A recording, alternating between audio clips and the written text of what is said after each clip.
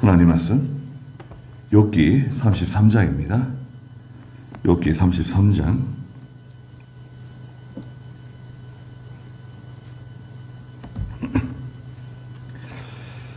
23절 말씀부터 말씀 보겠습니다.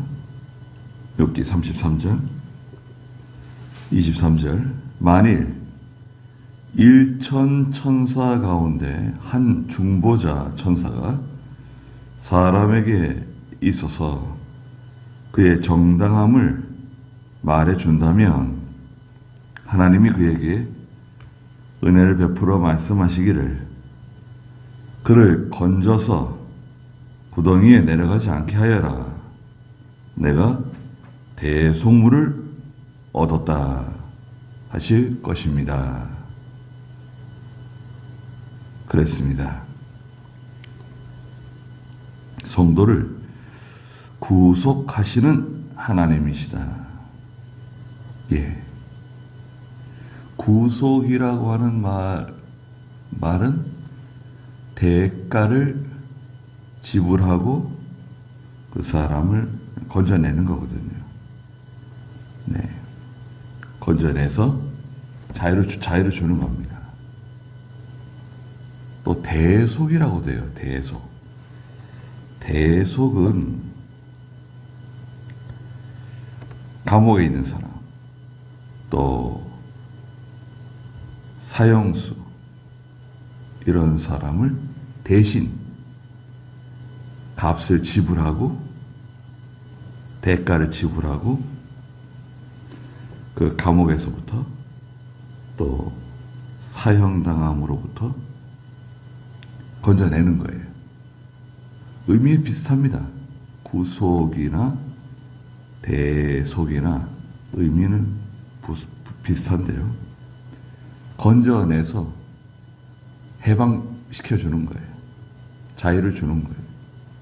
구속, 대속.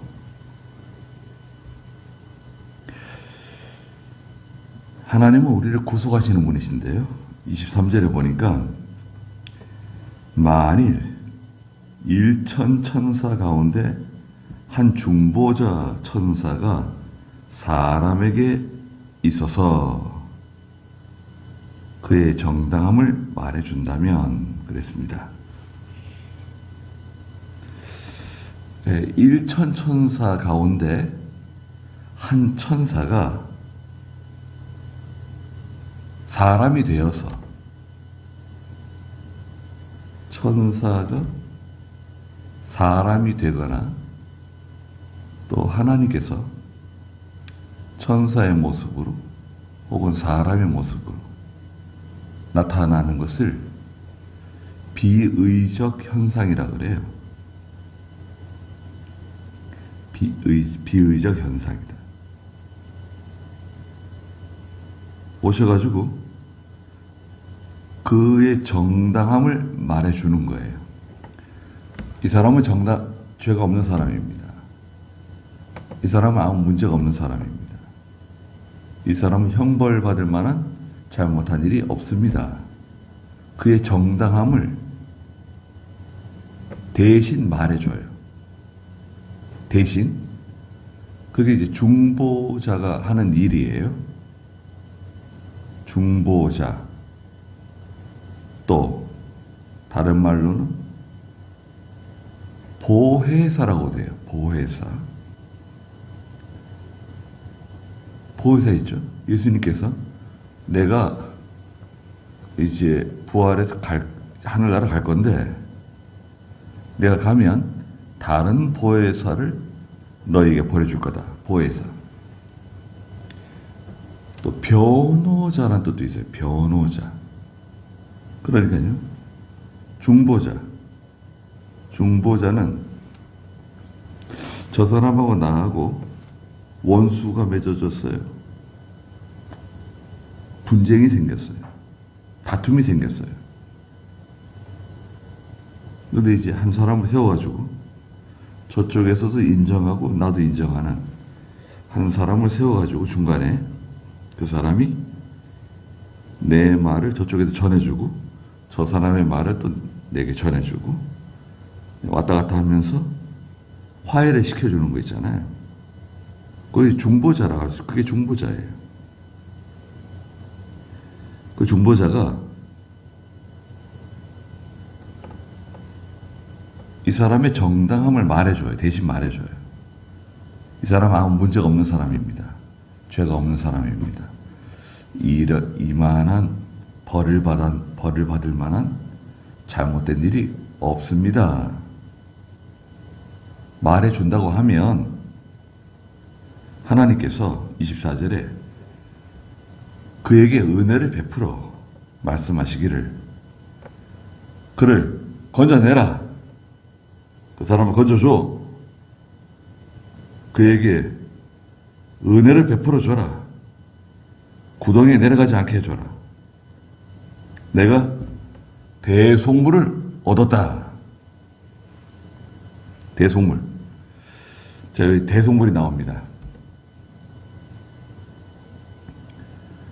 한 중보자 천사가 사람이 되어서 오셨다는 거예요. 한 중보자 천사가 사람이 되어서 또 오신다. 그 중보자, 1천 천사 가운데 한 천사, 중보자, 사람이 되어서 오셔가지고 이 욥의 정당함을 말해준다고 하면, 또 오늘 우리의 정당함을 변호해준다고 하면 그분이 누구신가요? 지금 엘리후가 말하는 이 중보자 천사, 사람으로 오신 분은 바로 장차 오실 메시아 되시는 그리스도세요.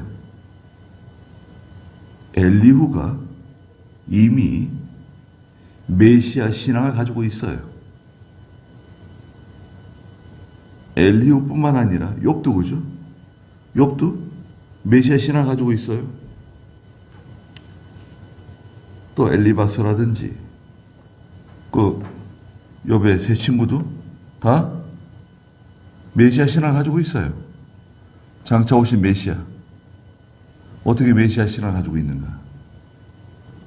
벌써 아담 하와 때 복음을 주셨어요. 메시아를 바라볼 수 있는 복음을 주셨거든요. 창세기 3장 15절에 여자가 아들을 낳을 것이고 뱀은 그의 발꿈치를 상하게 하고 그 자손이 뱀의 머리를 상하게 할 거다. 그 메시아 되시는 구원자, 대속자가 우리에게 올 것이다. 그러니까 하나님께서 그를 건져내라는 거예요. 그를 건져내. 그리고 구덩이에 내려가지 않게 해라. 내가 대속물을 얻었다는 거예요. 세 가지죠. 그걸 건져내라. 건져내는 게 뭐라 그랬습니까? 그게 구속이에요. 대속이에요. 건져내라. 구덩이에 내려가지 않게 해라. 멸망당하지 않게. 멸망은 끝장나는 거예요. 멸망은 말하자면 지옥으로 내려가는 거예요. 하나님으로부터 완전히 분리되는 거예요. 멸망으로 내려가지 않게 해라. 구덩이에 내려가지 않게 해라. 내가 대속물을 얻었다. 우리를 대속해 주셨어요. 구속해 주셨어요. 대가를 지불하고 우리를 건져 주셨는데 그 대속물이 누굽니까? 사람으로 이 세상에 오신 임마누엘 되시는 예수 그리스도시죠. 그러면 25절에 그의 살이 어린아이보다 부드러워지며 자기의 젊은 시절로 돌아갈 것입니다. 예.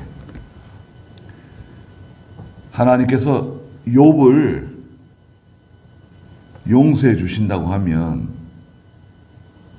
무슨 말이냐면요. 욥의 세 친구 엘리바스나 빌닷이나 또 누구예요?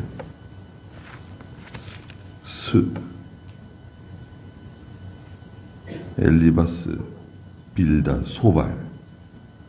또 여기서 말하는 엘리후나. 또 이 어떤 관점을 가지고 있냐면 욥이 지금 이렇게 고통당하고 이렇게 힘들어하고 이렇게 어려워진 그 원인이 바로 뭔가 우리가 알지 못하는 감추어져 있는 어떤 큰 죄 때문에 그 죄로 인해서 욥이 이렇게 고통을 당하고 있는 것이다. 그런데 하나님께서 내가 대속물을 얻었다. 그러면 이제 죄의 문제가 해결된 거죠. 죄의 문제가 해결되면 그러면 욥은 지금 저렇게 비참한 가운데 있는데 그의 살이 다시 어린아이의 피부보다 더 고운, 더 부드러운 피부로 회복될 것이다. 또 지금 거의 죽어가고 있는데 피골이 상접해가지고 자기의 젊은 시절로 건강한 모습으로 다시 돌아갈 것입니다.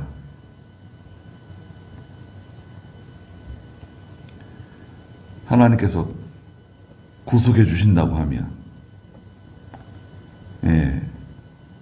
대속해 주신다고 하면 모든 문제가 해결될 거다. 엘리후가 말하는 건 맞는 말인가 틀린 말인가요? 이치적으로는 맞는 말이에요. 이치적으로는 다 맞죠.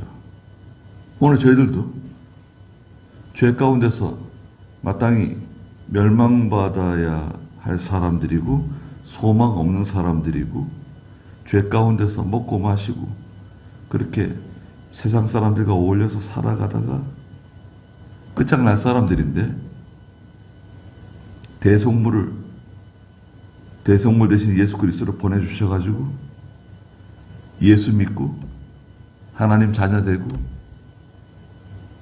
하나님 섬기게 해주시고 예배드리고 기도하고 찬송 부르고 하나님과 동행하고 하늘로부터 내려오는 신령한 모든 은혜를 받고 영원한 영생 복락을 누릴 약속까지 받았잖아요. 굉장한 거 아닙니까?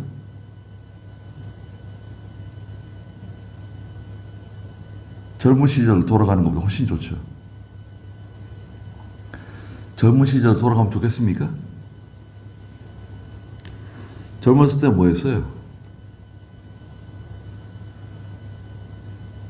젊었을 때는 젊은 혈기로 더 고집스럽고 더 욕심부리고 더 죄를 짓고 그러진 않았는가요, 우리가?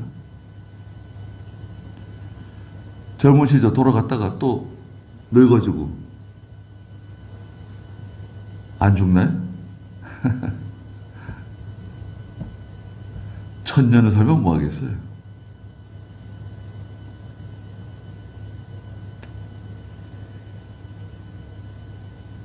피부가 고와지길 바라고 그러잖아요. 어린아이의 피부처럼 되길 바라고 젊게 살기를 바라고 여기도 그런 말 하잖아요. 옛날이나 지금이나 사람들은 다 이런 걸 좋아하는가 봐요. 근데 자연스럽게 나이가 들고 늙어지고 그게 자연스러운 거 아닌가요? 어느 정도는 우리가 뭐 피부를 가꾸고 또 관리할 수 있겠지만 그것도 뭐 한계가 있지. 네. 26절에 그가 하나님께 기도하면 그는 누굽니까? 여기 이제 엘리후가 말하는 그는 욥이네요. 하나님께서 그를 은혜롭게 받으시고 그가 즐거워하며 하나님의 얼굴을 보게 하시고 하나님은 사람에게 그의 의를 회복시키십니다. 하나님의 대속, 구속은 예수 그리스도 외에는 아무도 없어요. 대속물로 하나님께 드려질 수 있는 사람, 대속물이 될 수 있는 희생 제물은 예수 그리스도 외에는 존재하지 않아요. 그러면 구약에 그 송아지나 염소나 양이나 그 대속물 아니냐? 그러니까 이제 내가 양을 끌고 가서 제사장 앞에 데려가면 내가 칼을 들고 양을 죽여서 그 양을 내 대신 내가 죗값을 받아야 되는데 이 양이 대신 죽습니다. 하나님께서 이 양을 받으시고 저를 용서해 주십시오. 그건데요. 대속물이잖아요. 그 대속물은 대속물 아니냐? 대속물 맞죠? 그러나 구약에 그 짐승, 소나 양이나 염소는 장차 오실 메시아가 오셔가지고 십자가 지시고 희생당할 것을 상징적으로 가르쳐 주신 거예요. 그리스도의 모형이에요, 모형. 예. 어린 양은 제물 되시는 그리스도라고 고린도전서에 말씀하셨잖아요. 예. 고린도전서 5장 7절에 우리의 유월절 양은 그리스도시다. 그리스도께서 희생당하셨다. 유월절 어린 양은 그리스도세요. 소, 양, 염소, 심지어 비둘기 다 그리스도의 희생, 대속물은 예수 그리스도시다.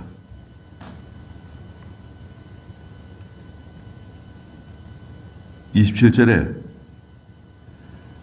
그 26절 중간에 보니까 하나님의 얼굴을 보게 하시고 하나님은 사람에게 그의 의를 회복시키십니다. 의인이 아닌데 우리는 의가 없어요. 전혀 의가 없어요. 아주 조금이라도 의가 없어요. 인간의 의는 이사야 64장에서 말씀하신 것처럼 더러운 옷과 같아요. 인간의 의는 더러운 옷이고, 그랬죠? 이사야 64장 6절. 우리는 다 부정한 자 같고 우리의 의는 다 더러운 옷과 같으며. 네, 인간의 의는 다 더러운 옷이에요. 하나님 앞에서 인정받지 못해요. 자기의 공로나 자기의 의로는 죄 용서함을 받지 못해요. 의인이 되지 못해요. 그 유일한 대속물, 유일한 구속자 되시는 예수 그리스도를 통해서 우리가 의를 이렇게 덧입었잖아요. 그걸 뭐라 그러죠? 칭의라, 칭의. 칭의를 받았어요. 언제 받았냐? 칭의 받으셨습니까? 받았죠. 언제 받으셨습니까? 물어보면 뭐라 대답해야 되나요? 내가 예수 믿을 때 받았다. 예수 믿을 때. 증거가 있습니까? 칭의 받은 증거가 있습니까? 증거 있다. 증거가 있어요? 증거가 뭡니까? 예수가 그리스도로 믿어지는 거다. 이단들은요, 어려운 질문같이 보이지만 사실은 단순한 질문들입니다. 우리가 마땅한 답을 찾지 못해서 그렇지. 증거가 뭐냐? 예수가 믿어지는 거. 예수가 하나님 아들로 믿어지는 거. 예수가 구주로 믿어지는 거. 예수님이 믿어지는 게 증거예요. 성령 받은 증거고, 하나님 아들 된 증거고, 죄 용서함 받은 증거고, 의인된 증거예요. 칭의 받은 증거예요. 예수가 믿어지는 거. 그것은 어느 누구도 빼앗아갈 수가 없어요. 절대 못 뺏어가요. 지워지지도 않아요. 뭐 수술한다고 지워지는 거 아닙니다. 이건 뭐 아무도 빼앗아갈 수도 없고 마귀도 빼앗아갈 수 없고 훼손, 구원을 훼손시킬 수 없어요. 확실한 거죠. 의를 회복시키신다. 27절에 그가 사람들 앞에서 노래하며 말하기를 내가 죄를 지어 올바른 것을 왜곡했으나 내게 유익이 없었다. 욥이 이렇게 말한다는 거예요. 죄 용서함을 받고 구속함을 받아서 내가 사실은 죄를 지어가지고 올바른 것을 왜곡했었는데 아무 유익이 없었다. 그런데 28절에 하나님이 내 영혼을 구속하셔서 구덩이에 내려가지 않게 하심으로 내 생명이 빛을 볼 것이다. 라고 욥이 말하게 될 것이다. 욥이 이제 온전히 회개해가지고, 자, 회개하잖아요? 그럼 우리가 회개하죠. 회개라고 하는 것은 내가 지은 허물과 죄를 하나님 앞에 뉘우치고,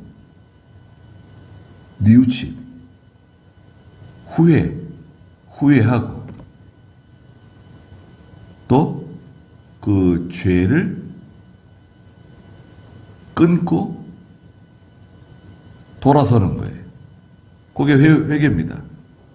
자, 회개가 뭐냐? 회개라고 하는 것은 내가 하나님 앞에 허물과 죄에 대해서 후회하고 뉘우치고 죄를 끊고 돌아서는 거. 그러면 회개는 어디서 하는 건가요? 누가 물어봐요. 회개하셨죠? 그럼 나 하나님 앞에 회개했지. 회개는 어디서 하는 건가요? 영이 회개하는 건가요? 마음이 회개하는 건가요? 골치 아프네요. 회개는 어디서 하는 건가요?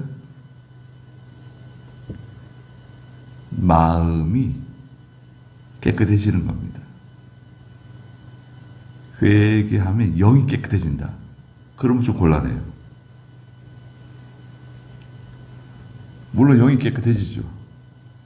살아나죠. 중생한 영 살아나잖아요. 다시 산영이 됐잖아요. 영은 이미 깨끗해진 거고 이제 우리 회개는 계속 하잖아요. 회개를 통해서 우리의 마음이 정화돼요. 우리 인간의 마음이 깨끗해진다. 회개를 통해서. 그래서 내 생명이 빛을 본다는 거예요. 하나의 빛을 본다. 욥이 이제 회개하고 하나님의 빛을 보게 될 것이다. 29절에 보십시오. 엘리후가 말하는 거예요. 하나님께서 이 모든 것을 2번, 3번 사람에게 행하시는 것은 2번, 3번 하나님께서 반복적으로 자주 말씀하신다는 거죠. 하나님께서는 하나님 말씀을 2번, 3번 반복적으로 말씀하신다 그랬죠. 사람에게 행하시는 것은 30절에 그의 영혼을 구덩이에서 끌어내셔서, 이 구덩이에서 끌어낸다는 말이 자주 나와요. 3번째 나온 거잖아요. 구덩이에서 끌어낸다. 영혼을 멸망 가운데서 끌어내셔가지고 그에게 생명의 빛을 비추려 하시기 때문입니다. 자주 말씀해 주시는 것은 구덩이에서 끌어내가지고 구원해 주시려고, 생명의 빛을 비춰 주시려고 그러시는 거다. 맞는 말이죠. 맞는 말이에요. 우리가 그렇게 누굴 전도하려고 그러면 그 사람에게 자주 교회 가자 그러고, 예수 믿자 그러고, 또 예배당에 와서 우리가 하나님의 말씀 들을 때도 자주 하나님의 말씀을 계속 듣는 거 아닙니까? 같은 말씀 듣는 것 같기도 하고, 비슷한 말씀 듣는 것 같기도 하고, 출애굽기 때 들은 말씀 또 하는 것 같기도 하고, 예. 2번, 3번 자꾸 말씀하시는 것은 영생의 빛, 생명의 빛을 비춰서 건져내시려고 그러시는 거다. 욥이요, 31절에 내 말을 주의하여 들으십시오. 조용히 해 주십시오. 입 다물고 내 말 좀 들으라는 거예요. 뭐 하고 싶은 말이 좀 있어도 욥은 이제 누가 말하면 그 다음에 또 욥이 말하고, 또 누가 빌다시 말하면 또 말하고, 소발이 말하면 또 말하고, 계속 말했잖아요. 대꾸를 했잖아요. 자기 변호를 했잖아요. 그거 하지 말고 그냥 입 다물이고 내 말 좀 들어보라는 거예요. 계속 가만히 좀 있으라고. 내가 말하려 합니다. 32절에 만일 할 말이 있으면 내게 대답해 보십시오. 나는 당신이 옳다고 입증하기를 원합니다. 입증할 수 있으면 말할 게 있으면 입증해 보라는 거예요. 그러나 33절에 만일 입증할 게 딱히 없으면 당신은 내 말을 좀 들으라는 거예요. 자기 말 하지 말고 잠잠하면 내가 지혜를 당신에게 가르쳐 드릴 것입니다. 그랬습니다. 예. 엘리후가 상당히 당당해요. 네. 엘리후가 뭔가 자기 나름대로 확신을 가지고 당당히 욥에게 입 다물고 내 말 좀 들으라고 하는 거 보면 상당히 당당한데, 뭐 사실은 욥에게는 해당 적용이 안 되는 거죠.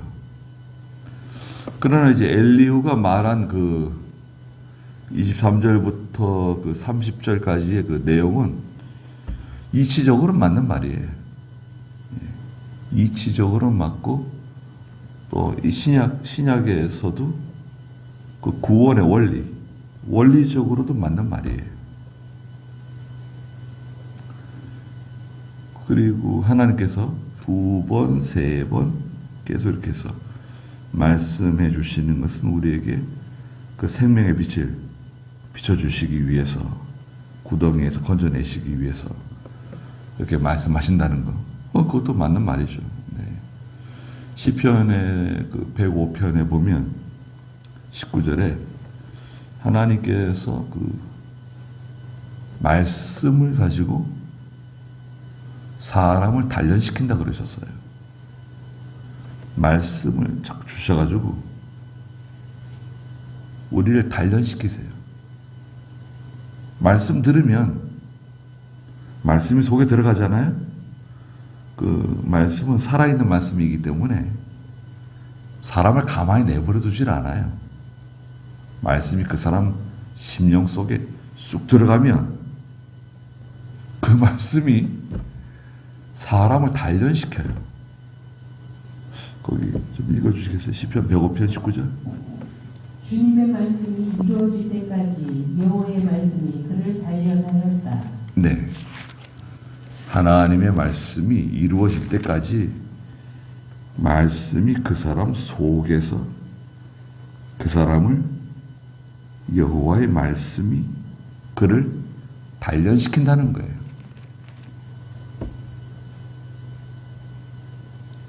그 말씀 받으면 좋죠? 그래서 말씀은 받아 먹어라. 입에서는 달고 뱃속에 들어가면 그 말씀이 쓰게 된다는 거 아닙니까? 말씀이 얼마나 달고 귀한 말씀입니까? 생명의 말씀이고. 그 말씀 받아 먹으면 속에서는 이제 배알이 뒤틀리는 거죠. 말씀이 우리를 단련시킨다.